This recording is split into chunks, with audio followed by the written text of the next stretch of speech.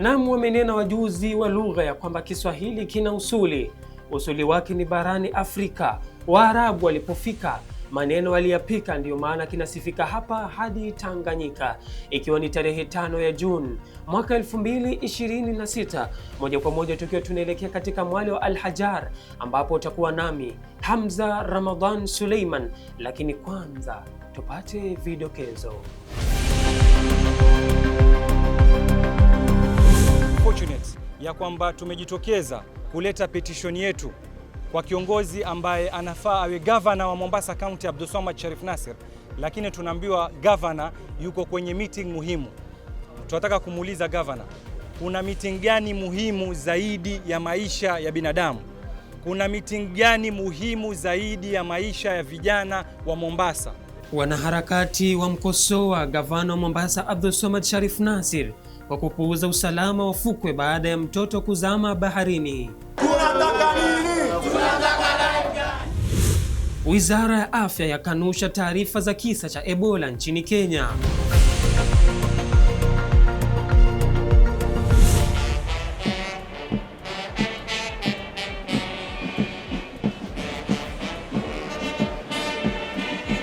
Sherehe za madaraka mwaka huu zafanyika kwa mara ya kwanza katika kaunti ya Wajir.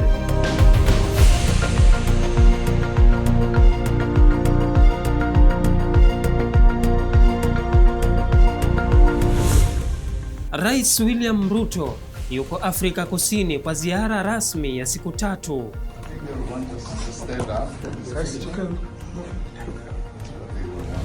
Na kimataifa, tume ya uchaguzi nchini Mexico yachunguza upungufu wa karatasi za kupiga kura. Michezoni, Gor Mahia watwaa ubingwa FKF Premier League kwa mara ya 22, huku kombe la dunia la mwaka 2026 litaandaliwa Marekani, Mexico na Canada kuanzia Juni tarehe 11.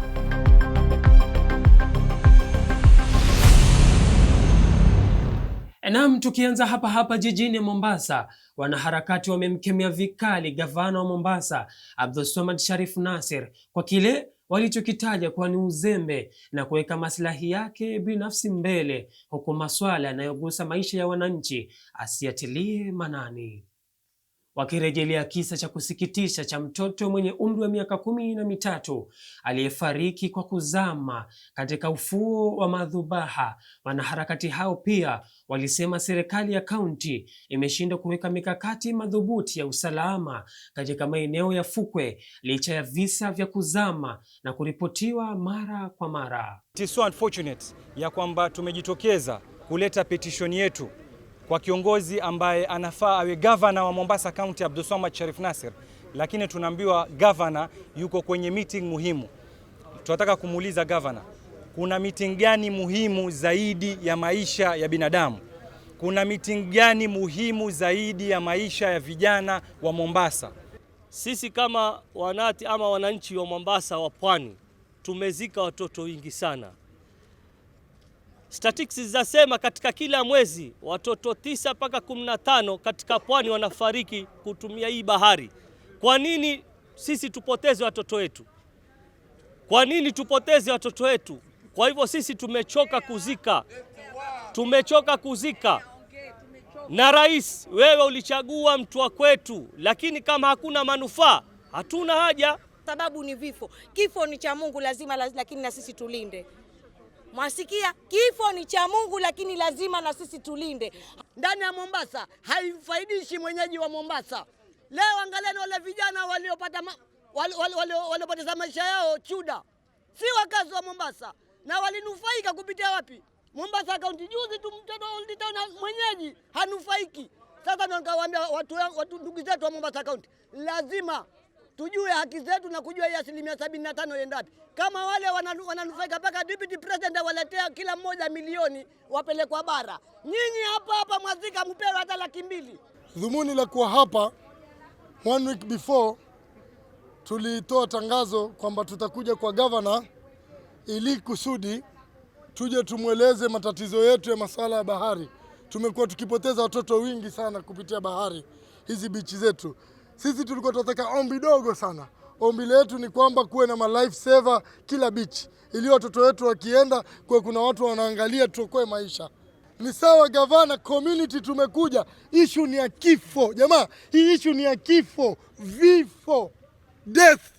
Hemu just imagine unanitazama, iwe ni mtoto wako sasa hivi, ni mtoto wako alioga dunia, mtoto wa miaka 13, huu moyo wako utakuwa uko katika mazingira gani? Ambaye ni kiongozi wa baadaye, kiongozi wa kesho. So issue na kufa, gavana hayuko. Issue na Arsenali, gavana yuko present. Tena yuko present ile kifua baina ya Arsenali ambayo alikuwa present na hii issue ya kifo, EPFI ipewe priority. Na tukiachana na habari hiyo ya tanzia, ni kwamba kwingineko Wizara ya Afya sasa imekanusha taarifa zilizokuwa zikisambazwa kuhusu kisa kinachoshukiwa kuwa cha wagonjwa wa Ebola nchini Kenya. Taarifa hizo zikidai kuwa raia wa Uturuki aliyekuwa amelazwa katika kituo cha afya baada ya kuonyesha dalili zinazofanana na za Ebola. Hii hapa taarifa kamili naye Audit Ayata. And members, it's very important, you play a very important role in the public health protection of our country. Misinformation during disease outbreaks can cause panic, can cause stigma, can delay health seeking and resistance to public health measures.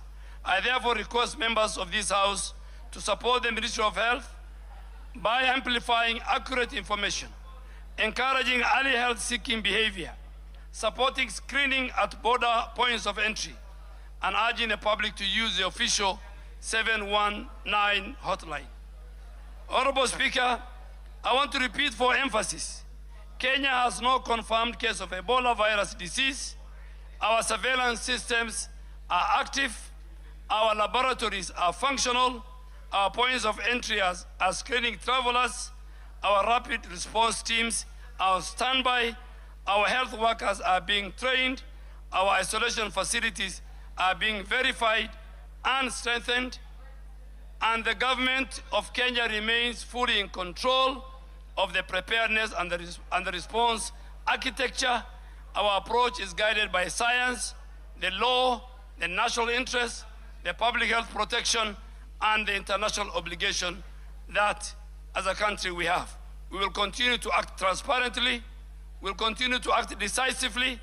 We will continue to respond responsibly in order to protect Kenyans and all persons within our borders. Tukiendelea na habari zetu, ni kwamba sherehe za sikukuu ya Madaraka zilijaa mbwembe za kihistoria aina yake, huku kwa mara ya kwanza zikiandaliwa katika kaunti ya Wajir kaskazini mwa Kenya. Hii hapa habari kamili. Kaunti ya Wajir. Rais Ruto leo ameongoza taifa katika maadhimisho ya miaka 63 ya sikukuu ya Madaraka yaliyofanyika eneo hilo.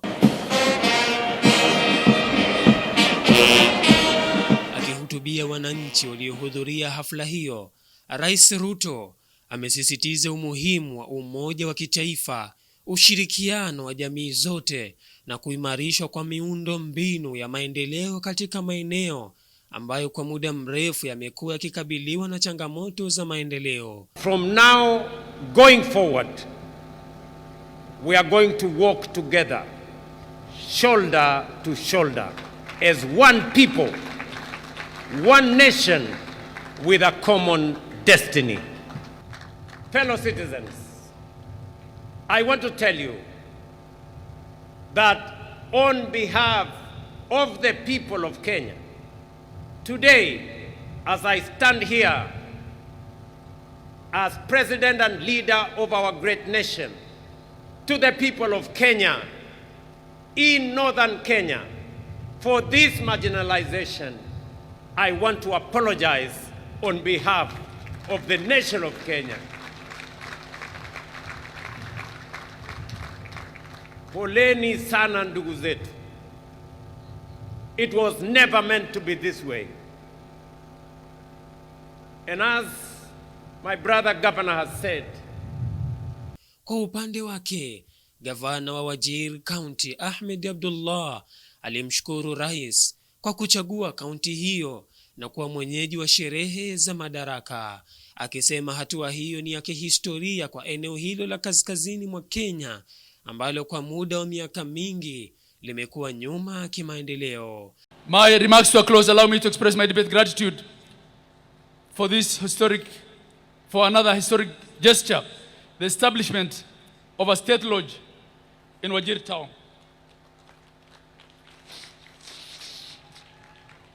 By placing a permanent seat of presidential presence here in Wajir, Your Excellency, you have brought the highest office of the Republic of Kenya to our people. In many years, in many ways, Your Excellency, you have become our resident 001. I look forward to your holding of the first cabinet meeting at Wajir State Lodge. Naye naibu rais Kithure Kindiki alimpongeza rais kwa juhudi za kupeleka maendeleo katika sehemu mbalimbali za nchi bila ubaguzi wala ukabila, akisema serikali imejizatiti kuhakikisha wananchi wote wananufaika na miradi ya maendeleo. Miaka 63 ambayo imepita, tumepiga hatua muhimu katika maendeleo ya nchi yetu. Tumekuwa tukizingatia katiba na tunaendelea kuizingatia. Lakini Mheshimiwa Rais, katika miaka ambayo umekuwa mamlakani, serikali ya awamu ya 5 ambaye wewe ni kiongozi wa hiyo serikali imefanya mambo muhimu ili kuweka mbele utaifa wetu na kuunganisha taifa letu la Kenya. Umetoa utaratibu ambao ulikuwa unabagua wananchi kutoka sehemu hii ya kaskazini mwa Kenya, na sasa utaratibu wa kutoa stakabadhi za kitaifa zikiwemo vitambulisho, utaratibu ambao unatumika sehemu zote za Kenya, ndio utaratibu unatumika hata hapa Wajir na kaskazini mwa Kenya na pwani, na hakuna tena sababu ya kuwa na utaratibu tofauti ambao unalinganisha wananchi kulingana na dini zao ama maeneo ambao wametoka. Hafla hiyo imeandaliwa kwa mara ya kwanza katika kaunti ya Wajir, huku maelfu ya wananchi wakihudhuria kushuhudia maadhimisho ya kihistoria.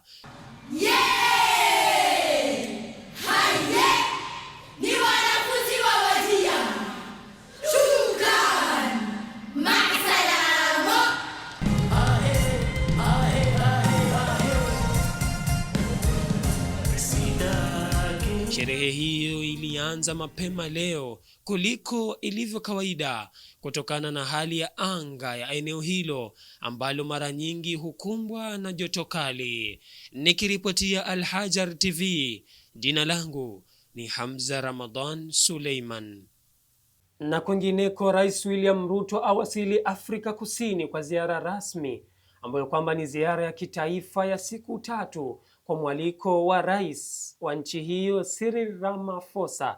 Rais huyo akitarajiwa kufanya mazungumzo yanayolenga kuimarisha ushirikiano wa biashara, uwekezaji na diplomasia kati ya Kenya na Afrika Kusini.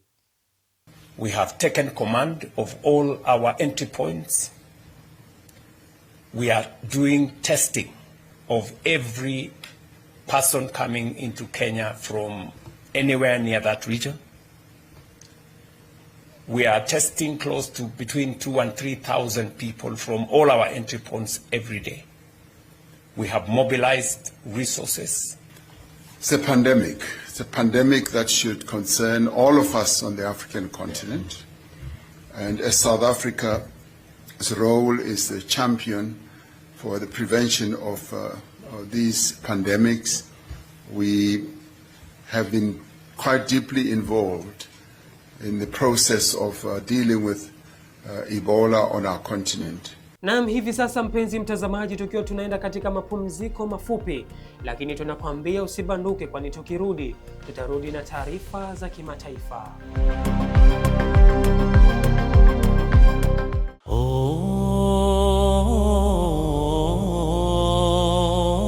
Je, unaijua dini yako kwa undani? Je, una maswali yanayokutatiza na kukuumiza kichwa? Basi usihofu, jiunge naye Sheikh Ali Bahero katika kipindi maalum cha Ijue Dini Yako cha kielimu ya dini kitakachojibu maswali kwa hoja, hekima na ufafanuzi wa kina. Ni kila siku ya Jumatano kuanzia saa 2:30 hadi saa 4 usiku, na marudio ya kipindi hiki ni kila siku ya Alhamisi kuanzia saa 4 asubuhi hadi saa 6:30 mchana ndani ya runinga unayoipenda ya Al-Hajar TV, ili kupata kuifahamu dini yako kwa undani na uondoe mashaka yote moyoni mwako, huku ukijenga imani yako. Wasiliana nasi kupitia nambari zetu za simu ni 0722600333 moja kwa moja hewani, ili uweze kuuliza swali lako ujibiwe, na unaweza kutuma ujumbe mfupi wa swali lako kupitia namba hiyo. Unaweza kutazama mubashara kipindi hiki kupitia app ya Al-Hajar TV utakayoidownload pale App Store ama Play Store. Al-Hajar TV, mwale wa elimu na mwongozo wa maisha kiimani. Peace upon the Prophet, mercy and light, hearts find rest in the name of Allah. Jiunge nasi kila siku ya Ijumaa kuanzia saa 2:30 hadi saa 3:30 usiku kwenye runinga uipendayo ya Al-Hajar TV katika kipindi cha Afya na Jamii. Hapa tutakufunza jinsi ya kuepuka magonjwa sugu kama vile kansa, arthritis, shinikizo la damu, diabetics, magonjwa ya tumbo, kichwa na mengi mengineyo. Kumpeleka yule mgonjwa, kumpeleka hospitali kufanyiwa operation na mambo ya uchunguzi na kulazwa inaweza kugharimu karibu 300,000. Breast cancer haitibiki the same kwa kila mtu. Yale ambayo mgonjwa ataridhia lakini si yanayopaswa kufanywa ni tofauti, kwa sababu ile cancer ina aina nyingi. Yes, ni breast cancer lakini ina types nyingi. Madaktari wetu watajadili kwa kina dalili, matibabu na njia za kuishi vizuri. Kumbuka, ni kila siku ya Ijumaa kuanzia saa 2:30 usiku hadi saa 3:30 usiku. Nguvu zako za kupigana na maradhi, yani kinga yako ya mwili inafanya inakuwa chini. Afya njema ni mali isiyouzwa. Kipindi hiki kimedhaminiwa na taasisi ya Camp. Usikose kutazama.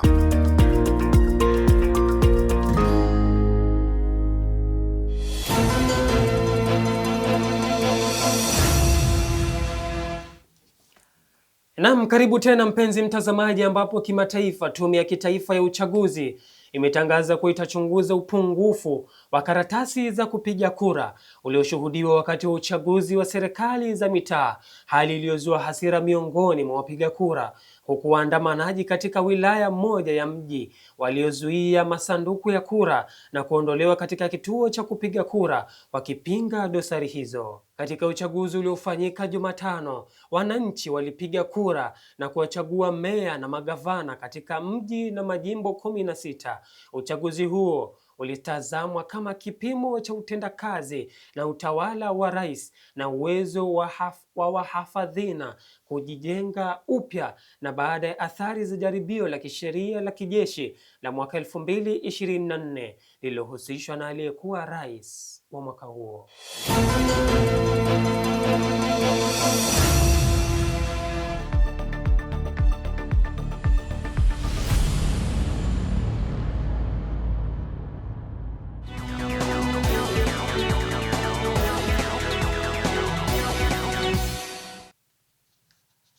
Naam, tukielekea katika Al-Hajar viwanjani ni kwamba klabu ya soka ya Gor Mahia imetawazwa mabingwa wa ligi kuu ya FKF msimu wa mwaka 2025-26 baada ya kumaliza kileleni mwa jedwali wakiwachapa wapinzani wao wa jadi AFC Leopards kwa tofauti ya alama 5. Huu ni ubingwa wa 22 wa ligi ya Gor Mahia, rekodi inayowafanya waendelee kuwa klabu yenye mafanikio makubwa zaidi katika historia ya soka la Kenya. Na mpenzi mtazamaji, katika rubaa za kimataifa ni kwamba kombe la dunia linarejea tena baada ya miaka minne, huku macho yakielekezwa kwa nyota 7 wa Afrika wanaotarajiwa kung'ara katika mashindano yatakayoanza Juni tarehe 11 hadi Julai tarehe 19.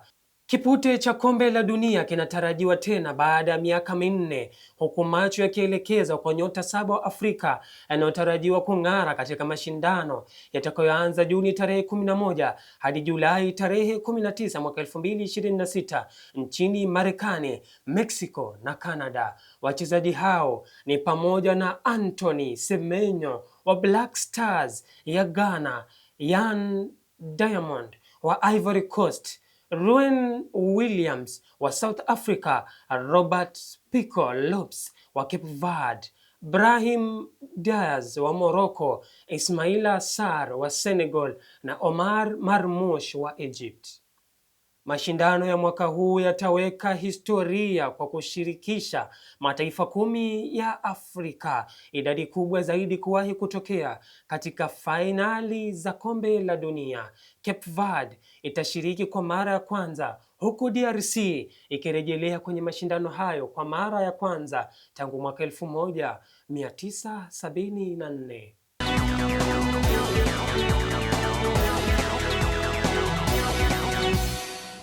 Na mpenzi mtazamaji, na hapo ndipo mwisho mwa habari zetu za mwali wa Al-Hajar katika juma hili. Naondoka ila na kuzawadi maneno ya fusuli yasemayo, kamwe usijelaumu risasi kwa wake mwendo kasi, bora ukachanganya chanya na hasi. Hivyo basi ichunge yako nafsi kutokana na risasi, na kuambia usijilaumu, ungana nasi tukupashe tulio ya dadisi, na kamwe usiwe na maringo ya tausi, kwani sisi tunakwambia usimdharau mweusi, kwani bila yeye sisi. Langu jina niite Hamza Ramadhan Suleiman. Tupatane wakati mwingine Maulana atakaporidhia.